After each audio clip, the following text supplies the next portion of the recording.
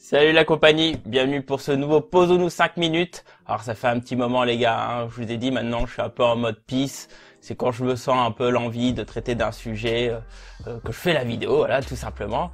Et nous voilà, donc avec une vidéo que je veux faire depuis au moins 3-4 mois je crois, à peu près, un truc dans le genre. Et donc on va parler de marché saturé. Et oui les gars, on y est, enfin. Alors posons-nous 5 minutes les amis et posons-nous la question, est-ce que le marché des comics est-il saturé? Allez, jingle!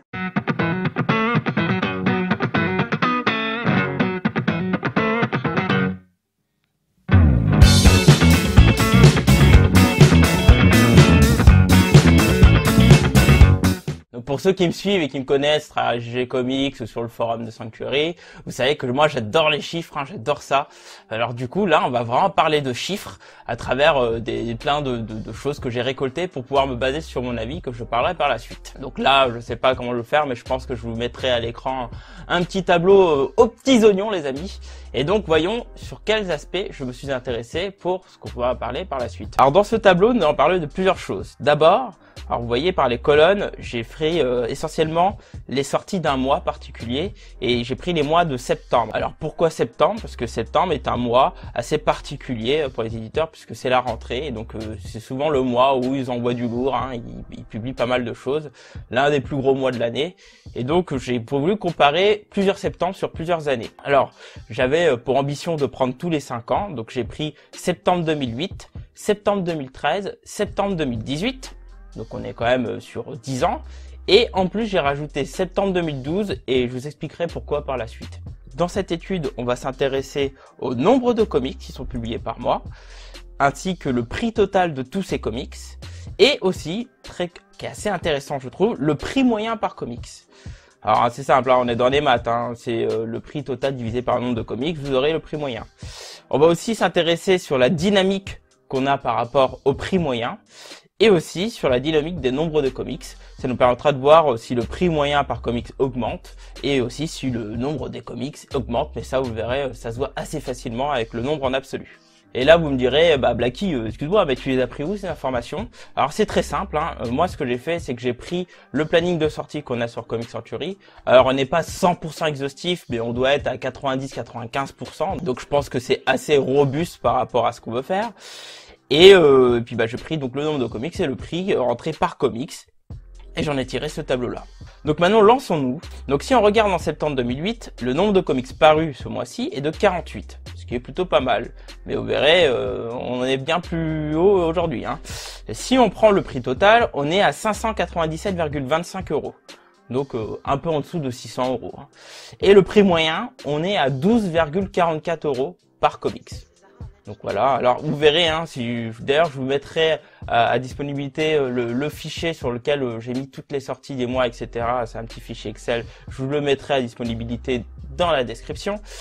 Et vous verrez qu'il y a même aussi certains prix. Alors en 2008, il y avait les fameuses sorties des figurines Eagle Moss qui étaient autour de 15 €, qui montent un peu ce prix moyen. Mais je les ai pris en compte, j'ai pas triché, évidemment, je les ai comptés comme tels. Maintenant, intéressons-nous à septembre 2012. Donc le nombre de comics est de 68 comics sortis ce mois-ci et le prix total est à 829 €.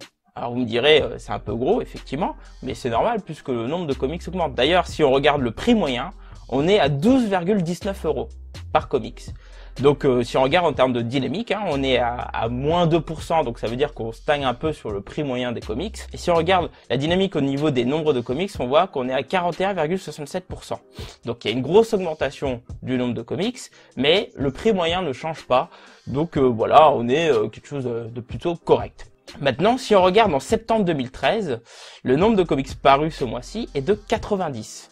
Donc déjà, ça commence à sensiblement augmenter. Le prix total est de 1213,52 € et le prix moyen est de 13,48 €.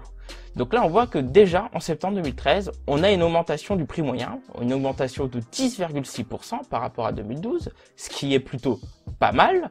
Et en termes de dynamique de nombre de comics, on voit que par rapport à 2012, on augmente de 32,35%.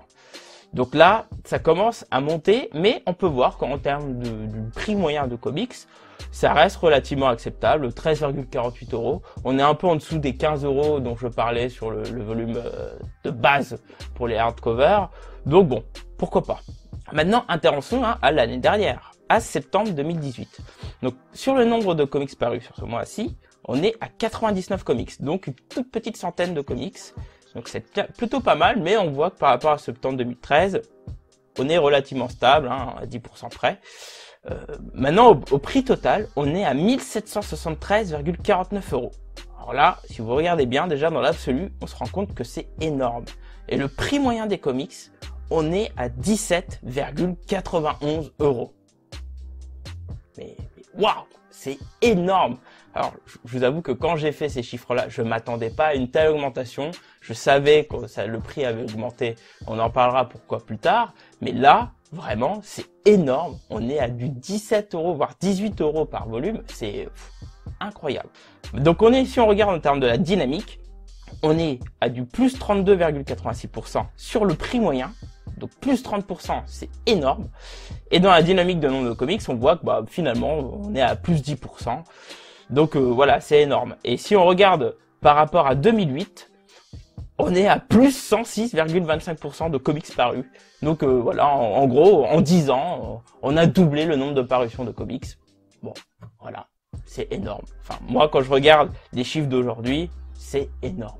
Donc là, on pourrait se poser la question, mais alors pourquoi a-t-on autant de comics en France et pourquoi on a doublé en 10 ans? Alors là, on attaque directement mon avis. Là, c'est totalement subjectif. Je pense qu'en fait, on a un effet bénéfique qui est venu avec le cinéma, avec Iron Man. D'ailleurs, il me semble que le premier Iron Man est sorti en 2008, si je ne m'abuse, 2008 ou 2009. Et là, clairement, on a eu un effet où on a eu une augmentation des ventes de comics qui sont venues avec la multiplication des éditeurs.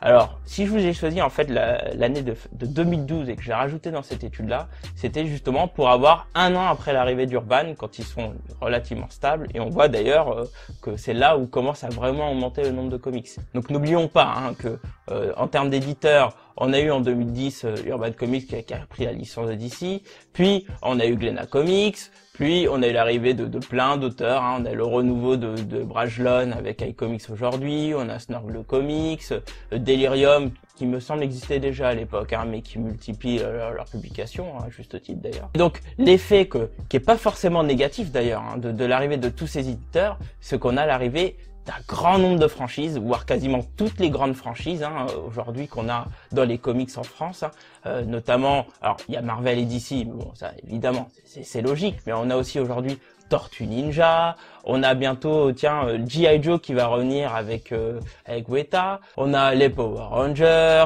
on a les Archie qui reviennent aussi progressivement, bref. On a vraiment un grand nombre de licences qui arrivent. Et ça, c'est pas forcément négatif.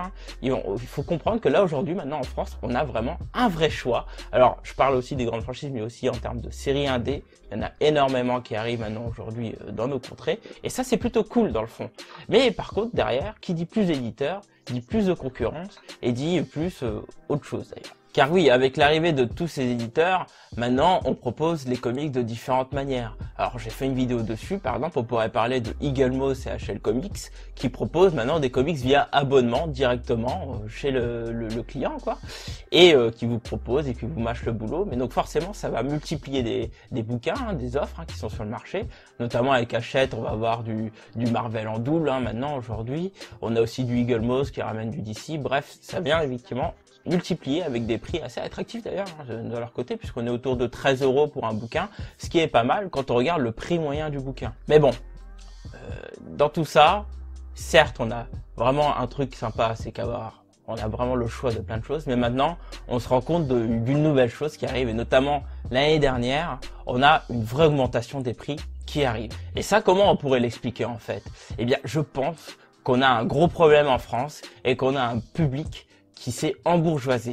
Et donc là, aujourd'hui, on a des lecteurs qui veulent des volumes absolument beaux, solides, ce qui est logique dans le fond. Mais derrière cette lutte où on a des éditeurs qui voudra effectivement satisfaire son client, ce qui paraît logique, eh bien on va rentrer dans une lutte à proposer le plus beau bouquin, et le plus beau bouquin dit forcément un peu plus cher. Alors, attention, hein, parce que il y a aussi quelque chose qu'il faut savoir, c'est qu'aujourd'hui le prix du papier a augmenté.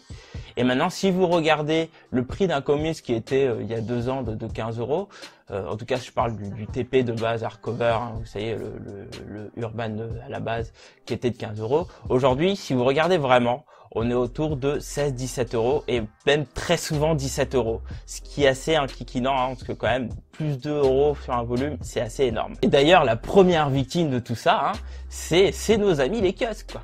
Les kiosques qui étaient un format cheap, pas cher, attractif, autour de 5-6 euros, est mort maintenant définitivement. Alors non, pas forcément définitivement, puisqu'on a Urban Comics, ils proposent 2 kiosques par mois, on a encore les Star Wars, bref. Il y a des miettes encore, hein, évidemment, mais globalement, on sent qu'ils vont finir par disparaître. Et on a maintenant cette formule de soft cover où là, avant, on avait des kiosques à 5 euros, là, aujourd'hui, on est à 7,5 euros. Et j'ai un petit soupçon que plus tard, on va tomber entre 8, 5 et que ça va finir autour de 10 euros pour ce type de format. Et clairement, on va souffrir, hein, vraiment, notre porte-monnaie va souffrir. Si vous voulez tout lire, eh bien, ça va vous coûter de plus en plus cher. Et le problème, c'est que le marché des comics et le lectorat comics est une niche. On estime aujourd'hui à autour de 10 000 lecteurs, hein, ce qui est quand même risible aujourd'hui. Et quand je dis 10 000, hein, c'est pas les lecteurs impulsifs, le noyau dur, hein, puisque là, on est quand même encore beaucoup plus bas, hein, mais vraiment beaucoup plus bas. Et donc, voilà, ça va tirer sur vos porte-monnaies. Et donc, va falloir réfléchir, les amis, hein, parce que quand on a autant d'offres, et vous pouvez plus être ce que j'étais il y a encore 1 an, c'est-à-dire acheter impulsivement tout ce qui bouge, et il faut faire des choix. Voilà, il est temps, amis, grandissant, et faisons des choix, et éviter forcément d'acheter de manière impulsive tout ce qui bouge, parce qu'aujourd'hui on a la chance effectivement d'avoir autant de choses publiées dans notre marché, mais il faut prendre son temps, parce que maintenant les éditeurs, et Panini le premier d'ailleurs, recommencent à réimprimer leurs œuvres, hein. Alors c'est un peu un miracle chez Panini, hein. D'ailleurs j'en parle dans ma vidéo, instant pub, sur Panini Comics, mon instant bucket éditeur sur Panini Comics, où quand on doit se précipiter pour acheter quelque chose parce qu'on n'est pas sûr que Panini va le rééditer ou le réimprimer, eh bien maintenant cette peur peut commencer à disparaître parce que les éditeurs commencent à prendre conscience de ce genre de soucis et commencent à réimprimer. Et donc ça nous permet à nous lecteurs de pouvoir vraiment choisir de manière consciencieuse ce qu'on veut lire et ce qu'on ne veut pas lire, et justement pouvoir temporiser pour acheter plus tard et linéariser nos offres. Contrairement à ce qu'on ne pouvait pas forcément faire à l'époque si on avait peur à ce que justement il y ait des ruptures de stock. Donc derrière ces chiffres, moi franchement ça me fait vraiment peur, parce que si on est à 17,91 euros, oui, j'ai un papier avec le tableau, c'est énorme, quoi. Je ne veux pas faire ça, je ne veux pas acheter des comics aussi chers, hein. Donc moi personnellement, hein, je veux pas subir ça, donc je vais aller basculer progressivement vers le numérique, j'en ai parlé précédemment. Mais avant de basculer vers le numérique, si vous me suivez sur Twitter, vous verrez que j'ai un hashtag PAL Challenge où j'essaye de vider ma pile à lecture qui est monumentale, hein. Et d'ailleurs, tiens, je vous mettrai une petite photo dans la vidéo. Et donc je vais d'abord essayer de la vider au maximum, et par la suite je passerai progressivement au numérique. Ça me permettrait de moins dépenser et moins subir justement cette augmentation du prix qui me paraît complètement folle. Alors à partir de là, est-ce que le marché est saturé en termes du marché des comics? Je dirais oui, mais pas à cause de l'offre, à cause du prix, parce que c'est énorme. Et je pense que fatalement, des éditeurs vont vraiment en souffrir. Et d'ailleurs, on commence à voir des éditeurs qui, au lieu de proposer directement leurs œuvres directement en librairie, commencent à passer par des formules Ulule, ce qui n'est pas plus mal en soi. Mais ça prouve que derrière ce genre de manœuvre, le marché des comics n'est finalement pas si austère. Et donc, il faudra faire attention, hein, surveiller, attention aux œuvres que vous allez acheter, parce que c'est le type de problème où quand le marché est saturé, eh bien, une œuvre indé qui ne marchera pas ne sera pas publiée par la suite, et c'est normal. Un éditeur n'est pas là pour perdre de l'argent, donc si personne ne l'achète, il va pas se faire du mal à publier la suite. Donc faites attention. Et voilà, ça doit faire à peu près 5 minutes, j'espère, dans le montage, parce que là je suis un peu plus en termes de tournage. Donc oui, le marché est saturé, mais si on se débrouille bien, on peut pas forcément en pâtir, et voilà mon avis. Sur ce les amis, je vous invite à répondre à cet avis, que ce soit dans les commentaires, via Twitter, sur Facebook, en privé, comme certains le font. Je suis ouvert, et sur ce, n'oubliez pas les amis, hein, mangez du poulet, lisez des comics, et votre vie sera fantastique. Allez, tchuss!